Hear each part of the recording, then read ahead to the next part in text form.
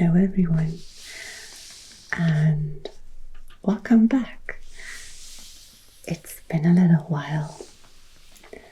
A lot of things have happened in my life recently, and I just had to take a little break to get some things sorted and settle into some new routines. It's looking pretty good right now, and I've been really excited to get back into making videos, especially because I've been getting so many lovely comments from you all, and of course there have been more maps in my PO box, such as this one here. This wasn't my initial plan for a new video. I wanted to start with maybe Amsterdam or some of my vinyls, but I thought this is just really fascinating as a topic, and I hope you enjoy it as well. So this is a map about the Arctic Ocean that I got from Fred. Thank you so much for sending it to me. It's from the National Geographic magazine. We've looked at some of the maps before.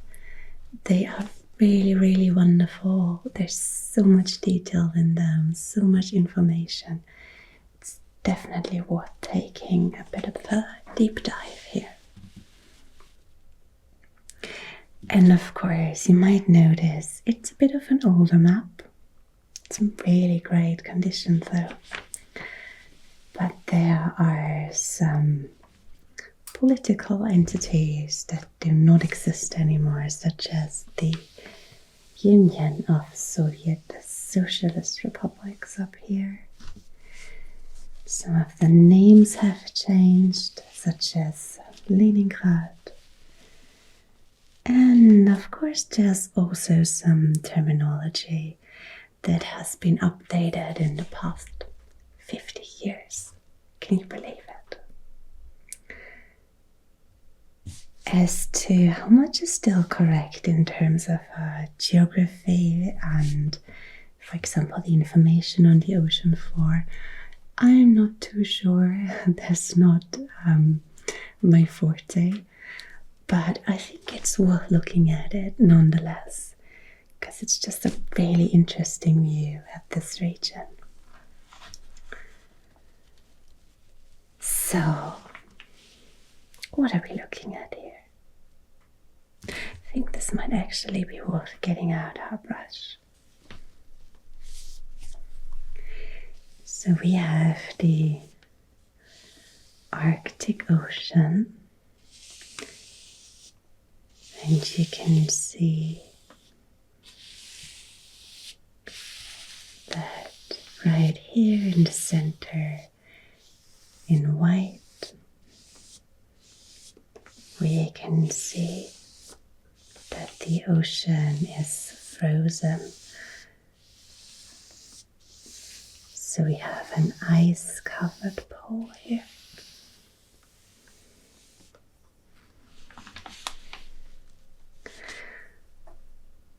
Around it, there are the different seas of the Arctic Ocean. And of course, also the land masses. Let's have a look at those.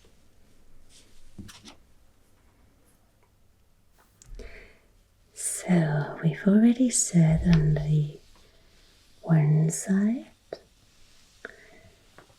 we have the northern Russian coastline. So that would be Siberia.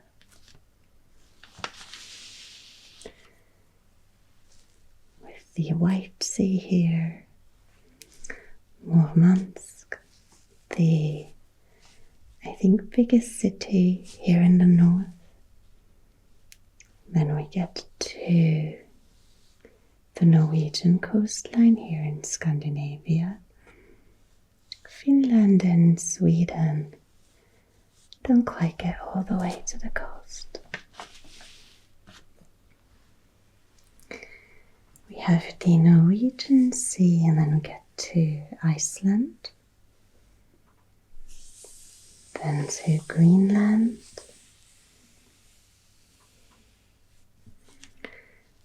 and then to the North American coast.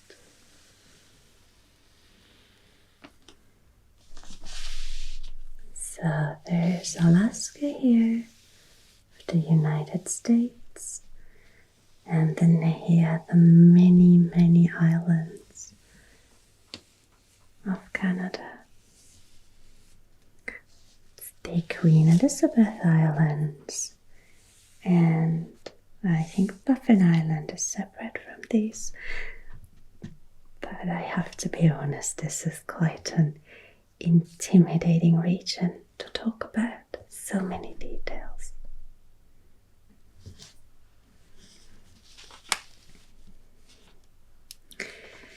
In terms of connections to the world ocean, we have the Bering Strait here between the US and Russia, which opens into the Bering Sea and to the Pacific.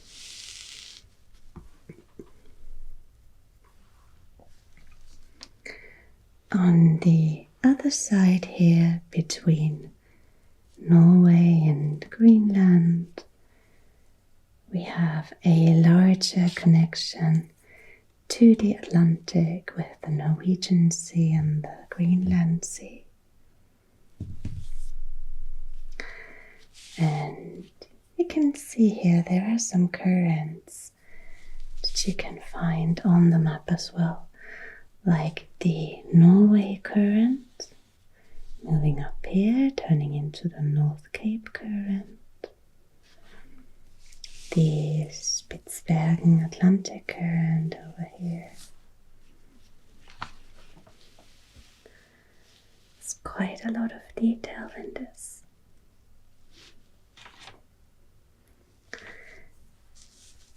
You can see here the northernmost town on Earth, on Svalbard, which is part of Norway. There would be Ny-Ålesund right here.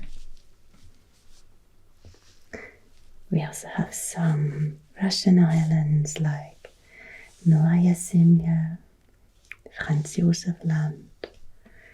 Here we have the Northland Islands, the New Siberian Islands,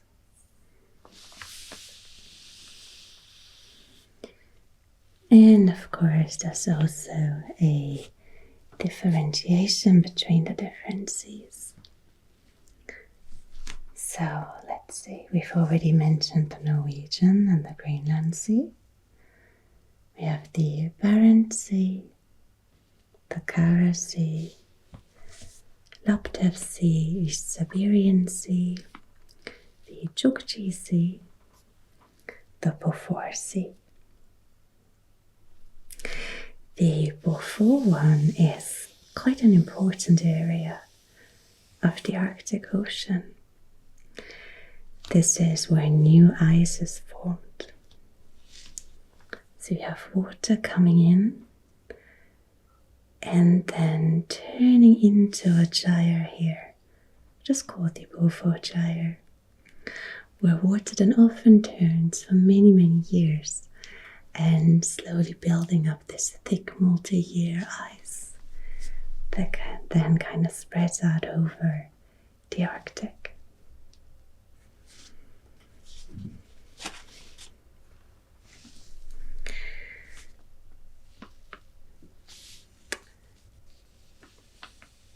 I saw some info there earlier, but there's kind of so much.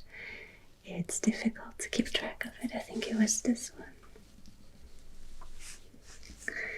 So it says here, Fridtjof Nansen of Norway purposely put his ship from into the ice near the New Siberian Islands in September 1893. So that would be close to this part. and he was hoping to be carried across the pole by the winds and currents of the Arctic drift. So it's not just here in the Beaufort Sea. There's a drift across the entire Arctic. In 1895, Nansen and one companion left the ship at 84 degrees north and sledged towards the pole. There we go. They turned south to Franz Josef Land and were picked up in 1896. So Franz Josef Land being here. At the same time, their ship Fram broke loose from the ice near Spitsbergen, so over here. The ship's 3-year drift made possible the first detailed investigation of the Arctic Ocean. So they left the ship here in the ice, and over 3 years it moved to Spitsbergen. So it took a while. The ice is moving quite slowly.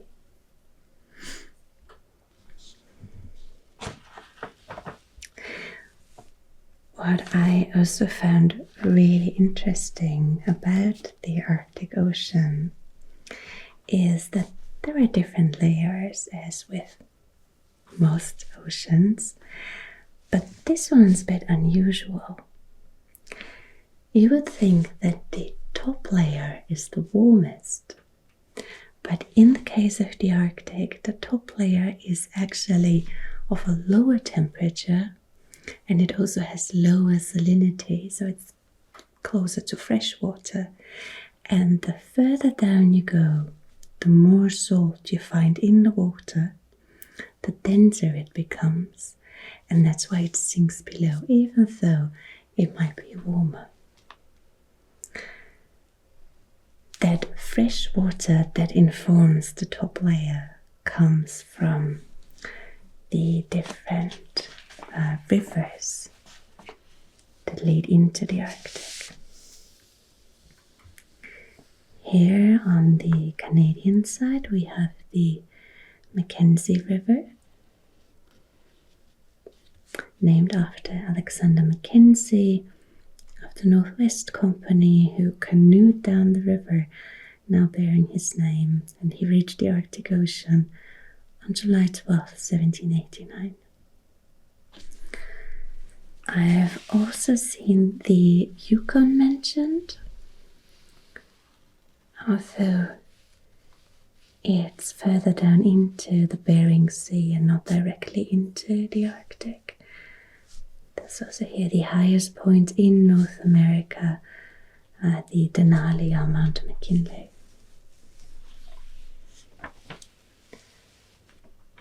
On the Asian side, we have, let's see, the Lena,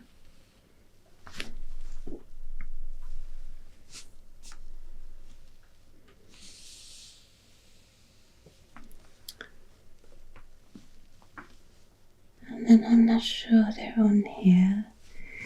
There's also the Yenisei and the Orb. Let's take this a little closer. I might be here in this region, but I think it's cut off, so we don't see the two rivers. The Yenisei coming from Central Asia, so quite a far journey to the north.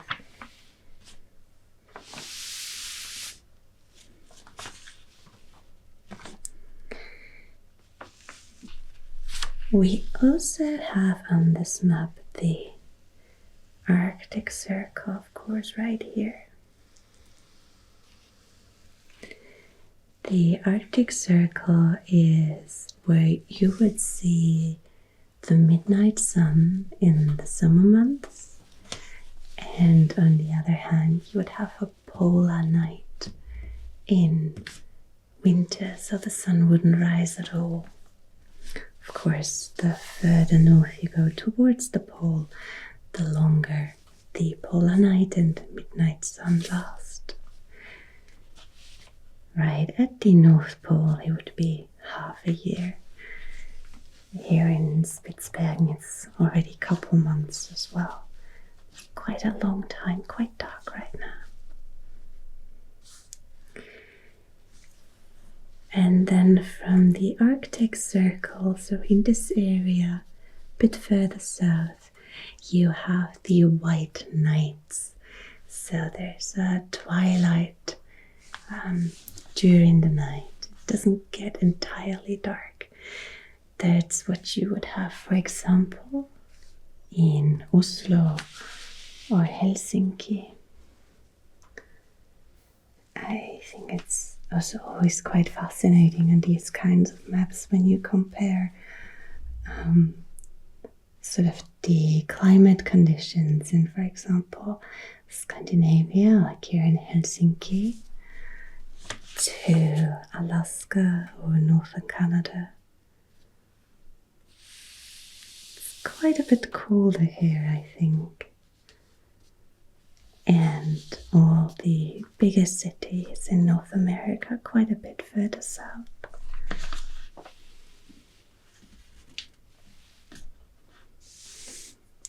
Reykjavik too, here in Iceland, is really far north.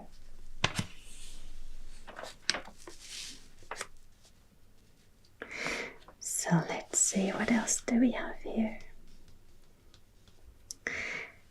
This is really fascinating here. We have Greenland with an ice cover here across the center of the island.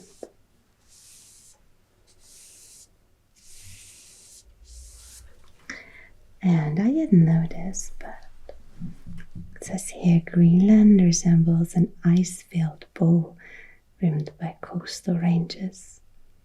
The ice cap, a great flat dome crevasse on the edges, covers 700,000 square miles and in places is more than 11,000 feet thick. In the center, its weight has depressed the ground surface 1,200 feet below sea level. If melted, the ice would raise the level of the world's oceans about 20 feet. So you have the land here around the ice on the coastal parts of Greenland actually being higher than the ground here in the center. We're gonna see that in a minute.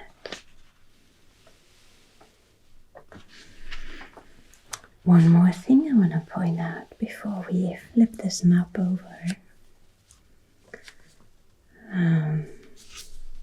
So we have the North Pole here. But if we go down here to Uthia Peninsula, we can read that the magnetic pole actually once was here. It says the Earth acts as a giant magnet whose lines of force enter at the north magnetic pole and emerge at the south. In these areas, the magnetic field is vertical and the compasses become useless.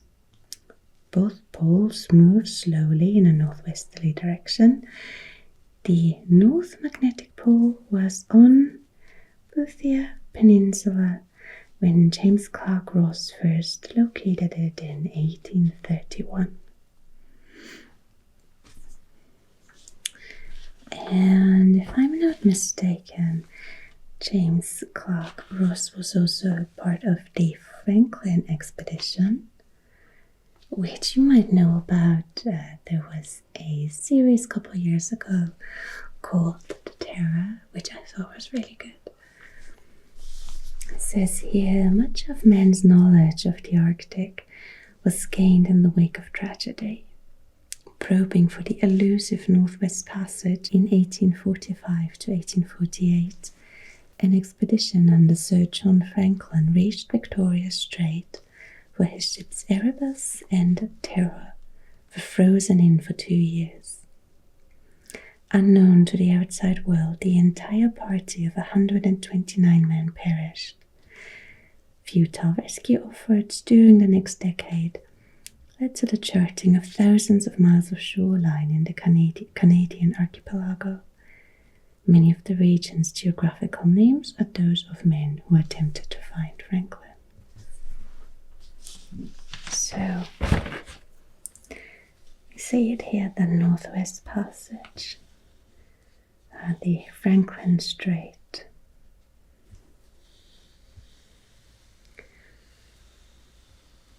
So it continues here.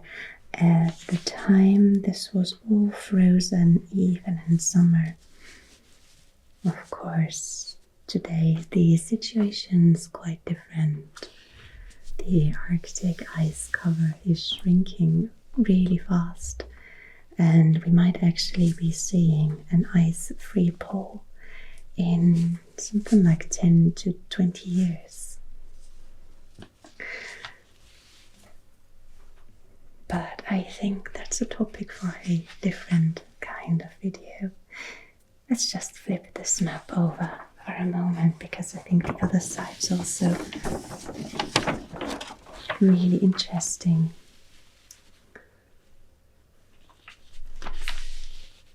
So what we see here is the Arctic ocean floor. So without any ice, without any water even, though it's still colored in blue.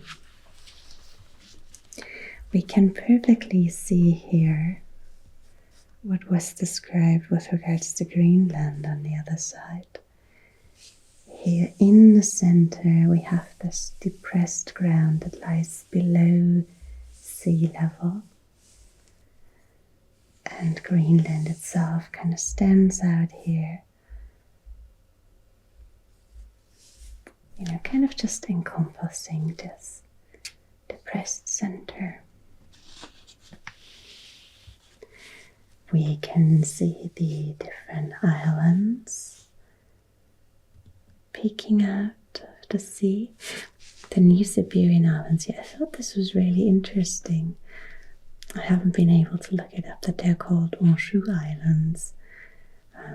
Anjou is a region in France that was at the height of its power in like the early modern period. So I think a bit before the Arctic was explored.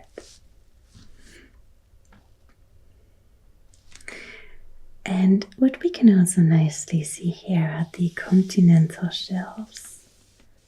So there would be these corners right here. And then at the center there's the North Polar Basin, consisting of two parts, the Eurasian one and the Amerasian one.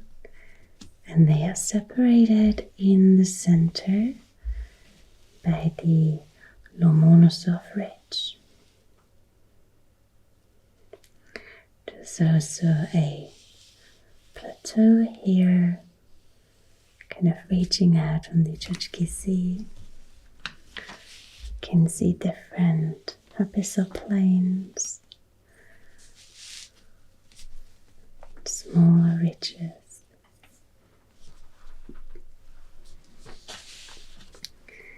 And they also reach out into the Norwegian and Greenland Sea.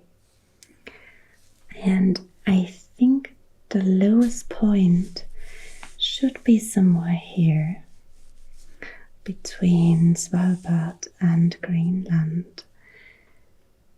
It's called the Molloy Deep, which is about 18,000 feet deep or 5,500 meters. But I can't see this anywhere here. It says 11,200, 11,600 feet. But maybe this is a deep that simply wasn't known yet at the time. So I think it should be around here.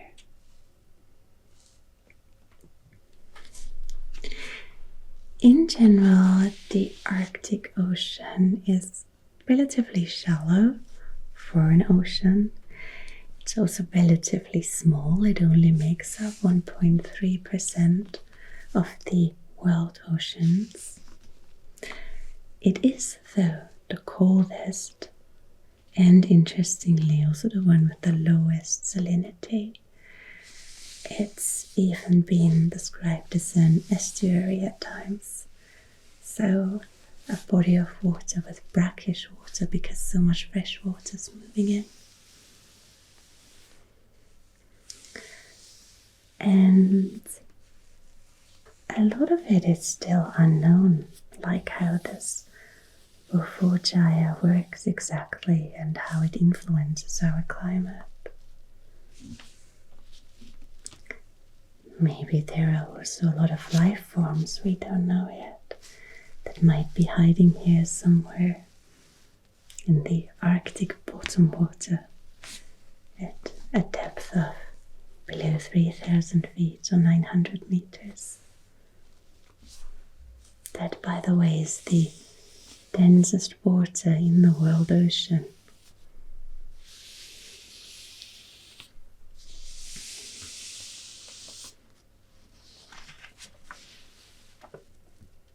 So I think a really fascinating region. I hope you enjoyed this little exploration.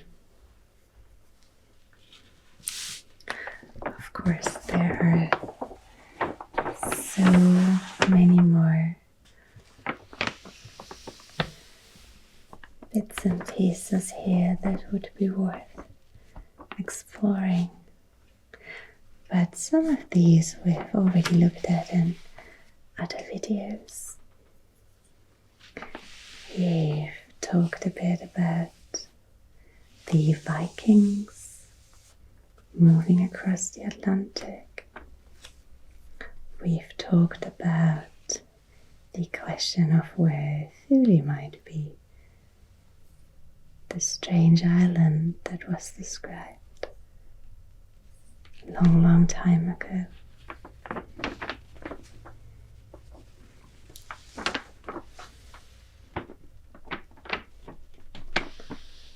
And of course there are some bits and pieces that I would hope aren't necessary anymore.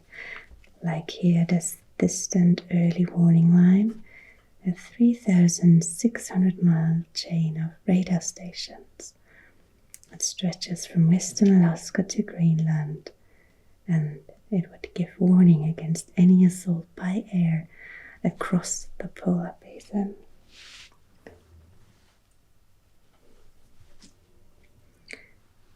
So, some stories from the Cold War.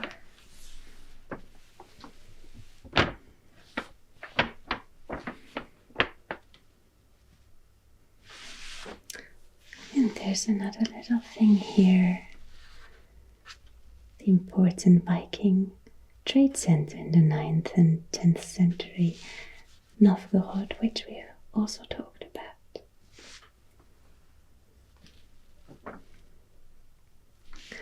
So quite a lot of info that we've already collected here. And